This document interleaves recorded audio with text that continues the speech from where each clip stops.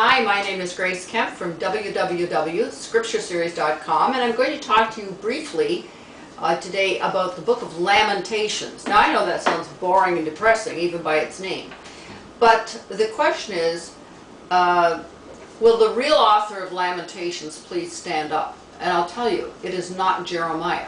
I have 7 books in my library devoted to the book of Lamentations, all of which claim that Jeremiah was the author. I'm here to tell you he was not.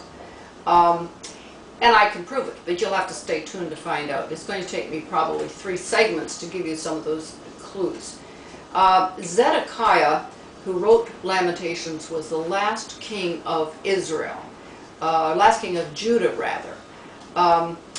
He was a wicked king, along with his brothers, from a godly father, Josiah.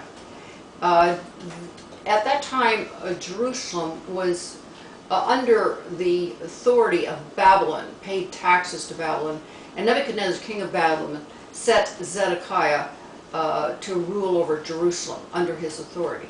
He made Zedekiah enter into a covenant agreement that he would not fight Babylon, that he wouldn't go for help to Egypt or any other country to fight Babylon, but that he'd be submissive to the king of Babylon. And Nebuchadnezzar said, if you do that, you'll be fine. I won't war against you, but you must be subservient. Zedekiah promised that he would do that. He shook hands, and that was very, very serious form of commitment, particularly to the Babylonians. He also swore an oath in the name of the God of Israel. Now, Nebuchadnezzar knew of the God of Israel and highly regarded the God of Israel. And Babylon was very much a law-keeping country, probably obedient to the Hammurabi's law code. But in any case, they revered the law. So Zedekiah, king of Israel, shook hands and swore an oath.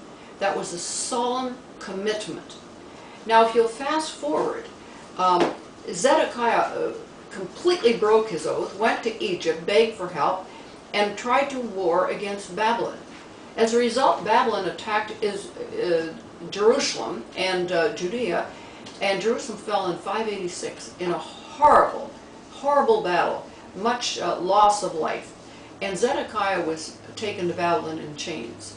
Prior to being taken there, his eyes were gouged out, his teeth were chipped, his bones were broken, his sons were murdered before his eyes, and he went in chains to Babylon, led by the hand of Nebuchadnezzar. As prophesied, he never saw the land, but although he died in a dungeon there. Languishing in the dungeon, he said this incredible verse. I had never noticed it, of course. In Lamentations 1:14, it's a definitive clue as to who the author of Lamentations is, but it's a very innocuous verse. It says, "The yoke of my transgressions is bound by his hand."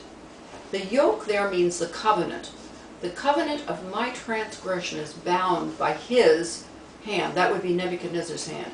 In other words, the author of Lamentations, and Lamentations is an autobiography, the author of Lamentations is the one that shook hands and swore an oath to the king of Babylon. Because he claims that in that verse, the yoke of my transgressions is bound by his hands. Did any other king of Judah swear an oath to Nebuchadnezzar? Not one.